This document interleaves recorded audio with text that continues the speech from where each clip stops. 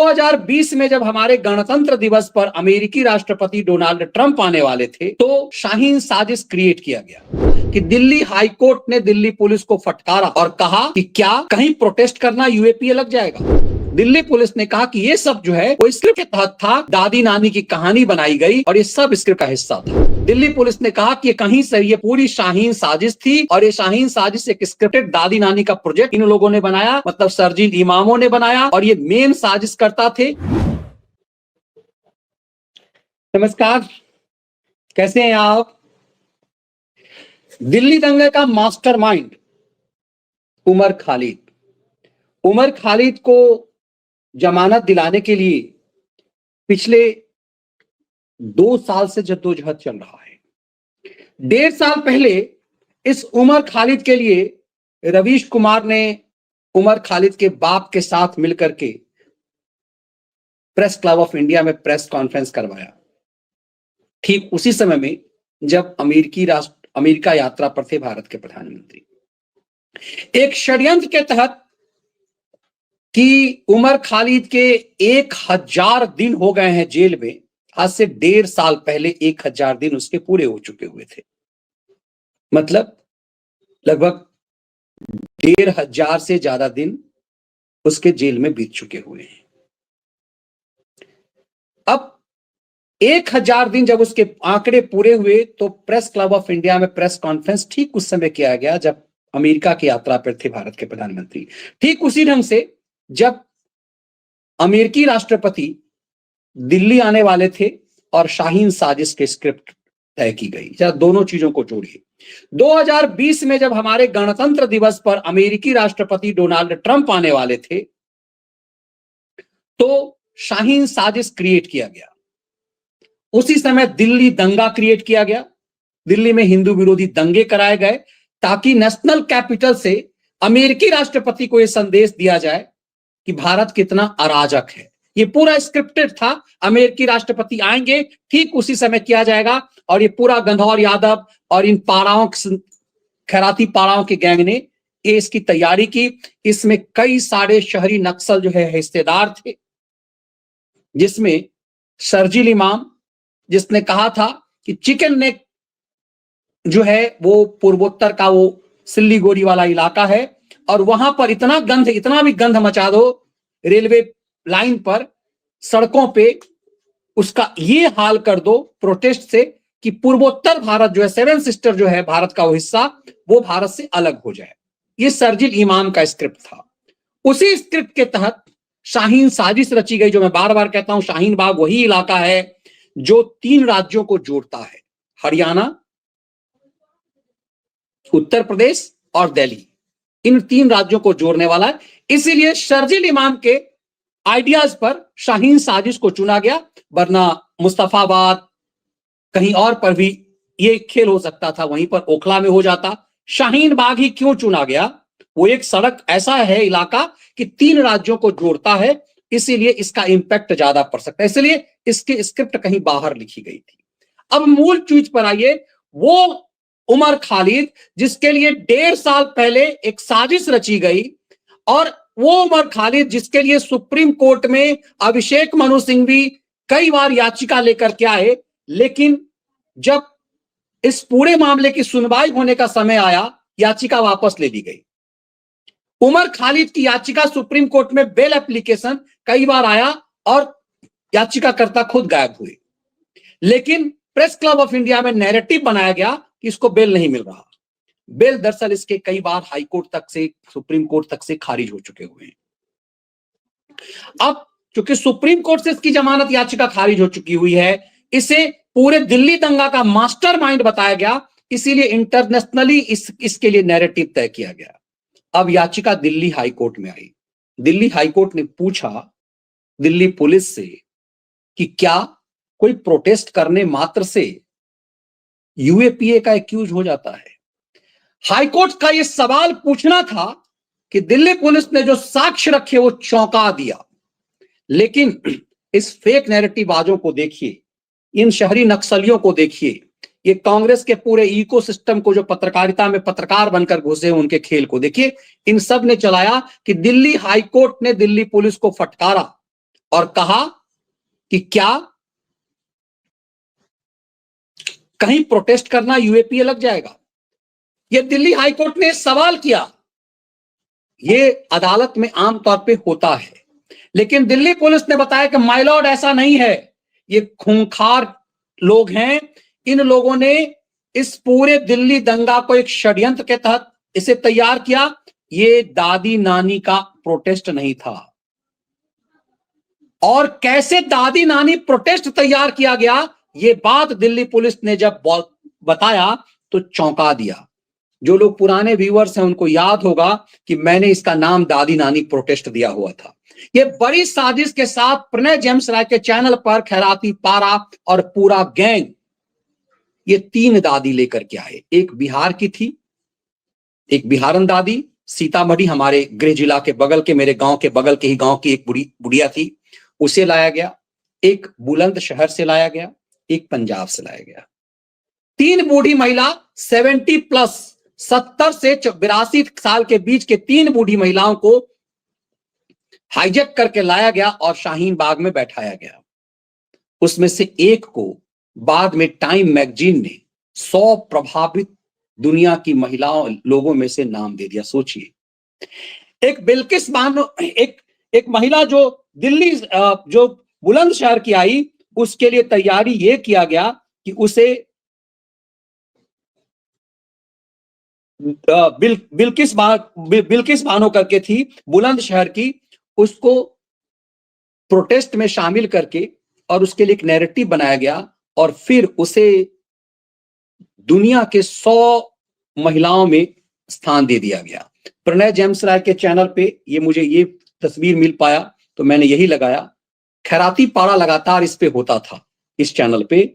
और ये दोनों जो है, इसमें एक बिल्किस है, एक बिहार की है, तीसरी जो है वो इस फ्रेम में दिखाई नहीं दे रही, वो पारा के साथ थी। इन्हें दादी मां कहा गया, ये दादी थी। ये सब कैसे, एक बिहार की है और एक उत्तर प्रदेश के बुलंदशहर की है और एक पंजाब की थी। इन तीनों को लाया गया और एक प्रोटेस्ट को अंजाम दिया गया। आप चौंक जाएंगे कि ये दिल्ली पुलिस ने कहा कि ये सब जो है वो स्क्रिप्ट के तहत था, दादी नानी की कहानी बनाई गई और ये सब स्क्रिप्ट का हिस्सा था। तब आपको देखिए कंगना रनावत ने इसका वो किया था कि कैसे शाहीन साजिश के तर्ज पे किसान आंदोलन को भी दादी नानी का एजेंडा बनाया गया। सामने महिलाओं को, बूढ़ी महिलाओं को किया गया और इस पर दादी एट शाहीन बाग, दादी एज ए फार्मर, दादी एट शाहीन बाग, दादी एज ए फार्मर, ये पूरा माना गया। और इसका जब मजाक कंगना रनावत ने उड़ाया था तो कि भाई 100 रुपए में ये सब दादियां आई हुई थी, तो कंगना रनावत को जबरदस्त ट्रोल किया इन शहरी नक्सलियों ने। लेकिन अब जब ये बातें आ गई तो इसी दादी ने कहा था, PM Modi is my son, से शाहीन बाग बिल्किस दादी named in times most influential. ये बूढ़ी है, महिला है, ये बुलंदशहर की यही बिल्किस बानो है। ये 82 साल की थी उस समय में। और जब इसको बड़े एजेंडे के तहत इसे टाइम मैगजीन ने, तब इन लोगों के खेल को जरा आपको समझना पड़ेगा कैसे ये लोग खेल कर लेते हैं। टाइम मैगजीन ने इस बिल्किस बानो को दुनिया के 100 प्रभावित इन्फ्लुएंशियल ग्लोबल पर्सनालिटी, सिर्फ महिला में नहीं, 100 दुनिया के प्रभावशाली, कितनी प्रभावशाली थी आप कल्पना कीजिए। कहा गया, कंगना रनावत ने कहा कि 100 रुपए पर यह माना गया था कि दिहाड़ी पर जो है इन लोगों को लाया गया है, बच्चों को लाया गया था दिहाड़ी पर। यह सीए के खिलाफ जब भारत सरकार ने सीए लागू किया, जिसमें पाकिस्तान, बांग्लादेश और अफगानिस्तान में जो गैर मुस्लिम हैं उनके लिए, क्योंकि जब भारत का विभाजन हुआ तो बड़े पैमाने पर जो भारतीय हैं, वो दुर्भाग्य उनका रहा कि वो पाकिस्तान के हिस्से में चले गए। उनने पाकिस्तान नहीं मांगा था। ये कमाल की बात है, जो पाकिस्तान जिनने मांगा वो यहीं रह गए उत्पात मचाने के लिए, संभल करने के लिए, दंगा करने के लिए। और जिनने पाकिस्तान मांगा नहीं वो बेचारे बर्बाद हो गए, कोई उस पाकिस्तान के हिस्से में फंसकर, कोई जो वर्तमान बांग्लादेश के हिस्से में फंसकर। और जिनके बाप दादाओं ने पाकिस्तान मांगा वो यहां मौज करने के लिए रह गए, अपनी संपत्ति बचा करके, यहां भी मौज वहां भी मौज। ये दुर्भाग्य रहा। अब ऐसी ऐसी बिल्किस बानो, ऐसी ऐसी आसमा खातून जो बिहार की थी, बिहार की सीतामढ़ी डिस्ट्रिक्ट की, इन सब के माध्यम से एक एजेंडा चलाया गया। अब हाईकोर्ट में दिल्ली पुलिस ने कहा कि ये दादी नानी का प्रोटेस्ट इसे बनाया गया, ये दादी नानी का प्रोटेस्ट नहीं था। दिल्ली हाईकोर्ट में जो दिल्ली पुलिस ने बताया वो चौंका गया। दिल्ली पुलिस ने कहा कि कहीं से ये पूरी शाहीन साजिश थी और ये शाहीन साजिश एक स्क्रिप्टेड दादी नानी का प्रोजेक्ट इन लोगों ने बनाया, मतलब शर्जील इमामों ने बनाया, और ये मेन साजिश करता थे, मेन स्क्रिप्ट राइटर थे, जिसने इस पूरे खेल को दादी नानी का खेल बना दिया। अब इस बात को देखिए कि अब सिंधु बॉर्डर पर उतरी शाहीन बाग वाली दादी बोली किसानों के लिए आवाज उठाऊंगी, तब समझ में आया कि दरअसल खेल क्या है। शाहीन बाग वाली दादी बिल्किस हुई दुनिया के 100 सबसे प्रभावशाली लोगों में। तब आपको लगेगा कि कैसे इंटरनेशनली गेम होता है, और इसी गेम का प्लान था। तब ये समझ में आएगा कि कैसे, मैं क्यों कहता हूं इन खलिहर खैरातियों के गैंग ने स्क्रिप्ट लिखी। अब सीतामढ़ी से उठा करके, बुलंदशहर से उठा करके, लुधियाना से उठा करके 70, 80, 85, 90 साल की बूढ़ी महिलाओं को लाया गया। पुरुषों को नहीं, बूढ़ी महिलाओं को, बच्चों को लाया गया और उन्हें सामने किया गया ताकि कहानियां बनाई जाए। इस पूरी चीज को दिल्ली हाई कोर्ट में दिल्ली पुलिस ने खोल करके रख दिया कि इसे बड़ी साजिशन दादी नानी का प्रोटेस्ट बनाया गया। ये प्रोटेस्ट नहीं था, ये देश के खिलाफ साजिश थी, ये बड़ा षड्यंत्र था। इसीलिए इन सब के ऊपर यूएपीए लगाया गया है। दिल्ली पुलिस ने शर्जील इमाम और उमर खालिद के जमानत का पुरजोर विरोध करते हुए कहा कि ये पूरा खेल स्क्रिप्टेड था। इस पूरे खेल के पीछे शर्जील इमाम और उमर खालिद की भूमिका थी, ताहिर हुसैन की भूमिका थी। ताहिर हुसैन जो केजरी गैंग का पार्षद था, और ये पूरा जो इलाका था, दरअसल ये पूरे प्लानिंग के तहत हुआ। शाहीन बाग चुना गया क्योंकि शाहीन बाग एक तरह से वो चिकन नेक जो कहता है 3 राज्यों को जोड़ने वाला था। शाहीन बाग ओखला क्षेत्र में आता है, जहां से आम आदमी पार्टी का एमएलए है, जो वक्फ बोर्ड के नाम पर उसने बड़ी संख्या में जमीन जो है, बड़े इलाके में जमीन पर कब्जा किया। ये पूरा वो गैंग था जिसने शर्जील इमाम के स्क्रिप्ट पर कश्मीर से आया, जिसने भारत तेरे टुकड़े होंगे का नारा देने वाला जो उमर खालिद है उसके एजेंडे पर काम किया। इसमें ताहिर हुसैन के को एजेंडा, जो 8वीं फेल ताहिर हुसैन, जो उस इलाके में जमीन कब्जा करके, वक्फ के नाम पर जमीन कब्जा कर करके वहां का पार्षद बना, आम आदमी पार्टी की सरकार का एक प्रभावशाली चरित्र था। उसने अपने छत पर पूरी तैयारी की, महीनों से दिल्ली दंगे की साजिश की तैयारी थी। छत पर पेट्रोल बम तैयार करना, पत्थर और ईंट इकट्ठा करना, ताकि जो ही ये हुआ उसके बाद हमला करना। उसी इलाके में आईबी के एक अधिकारी की हत्या जो है उस ताहिर हुसैन ने की। और ऐसे हत्यारे जिसका पूरा वीडियो सबूत आया था ताहिर हुसैन का, अपने छत पर कैसे उसने पत्थरबाजी करवाई, कैसे अपने छत पर उसने जो है पेट्रोल बम रखे थे, बड़ी संख्या में पेट्रोल पंप से पेट्रोल ला करके, गोधरा स्टाइल में पहले से ही पेट्रोल रखा हुआ था, और उसका पेट्रोल बम बना करके बोतलों में रख करके आग लगा करके जो है आबादी में, हिंदू आबादियों में फेंकना ऊपर के छत से। ये पूरी तैयारी केजरी के ताहिर हुसैन ने की। जब ताहिर हुसैन को वीडियो के साथ पकड़ा गया तो प्रणय जेम्स राय के चैनल पर वो खैराती पाड़ा जो है उसको, उसका महिमा मंडन किया, उसे बुला करके उसका इंटरव्यू किया, और उसको इंटरव्यू के माध्यम से जस्टिफाई किया कि आदमी एक्यूज नहीं है। आज वो ताहिर हुसैन, शर्जील इमाम और उमर खालिद दिल्ली दंगा के तीनों मास्टरमाइंड हैं। इन तीनों के जमानत का विरोध करते हुए दिल्ली पुलिस ने जो फैक्ट रखा, उसने पूरे शहरी नक्सलियों के पूरे पाप को खोल करके रख दिया। दिल्ली पुलिस ने साफ किया कि ये जो एक षड्यंत्र के तहत जो खेल हुआ वो इस देश के खिलाफ एक बड़ी साजिश थी। यकीन मानिए, उमर खालिद और शर्जील इमाम की जमानत मिलने की आस पूरी तरह से दिल्ली पुलिस ने खत्म कर दी है। जिस मजबूत दलील के साथ, उसमें वकीलों की कुछ चली नहीं, ये पूरी फाइट डायरेक्ट दिल्ली पुलिस ने फैक्ट रखे। क्योंकि दिल्ली में सरकार केजरीवाल की है, तो जो दिल्ली का जो वकील होगा, जो पब्लिक प्रोसिक्यूटर होगा, वो केजरी की तरफ से ही होगा। लेकिन दिल्ली पुलिस ने जिस ढंग से मजबूती से साक्ष्य रखे हैं, केजरी गैंग के लिए बहुत मुश्किल हो पा रहा है कि वो अपने उमर खालिद, अपने ताहिर हुसैन और शर्जील इमाम के लिए एजेंडा फिट कर ले। इन तमाम चीजों को यदि आप जोड़िएगा तो आपको केजरीवाल का शातिराना खेल समझ में आएगा कि कैसे एक भगवा रंग उसने पकड़ा हुआ है।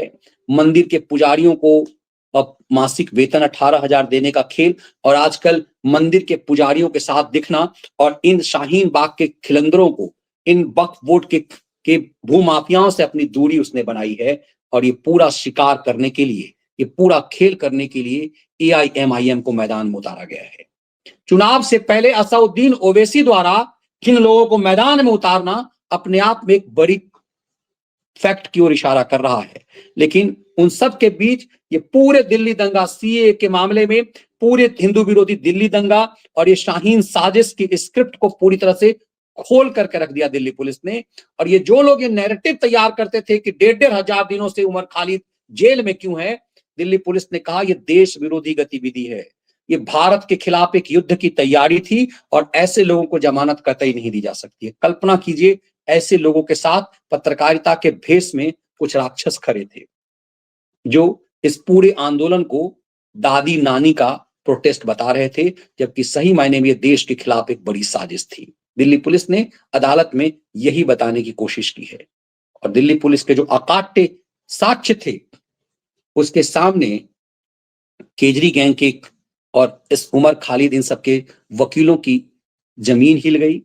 इसकी संभावना कतई दिखाई नहीं देती कि इन देश विरोधी गतिविधि में UAPA में बंद इन खूंखार अपराधियों के, इन खूंखार लोगों के जिसने देश के खिलाफ इतनी बड़ी साजिश की, उन्हें जमानत मिल जाए, भले शहरी नक्सल अपनी अलग दुकान कुछ भी चला रहे हों। ये वीडियो विश्लेषण आपको यदि पसंद आए, इसके वीडियो को लाइक और शेयर जरूर कीजिए, बेल आइकन दबा दीजिए ताकि आपको नोटिफिकेशन मिले और ज्वाइन बटन के साथ मेंबर जरूर बनिए। बहुत बहुत धन्यवाद। वंदे मातरम।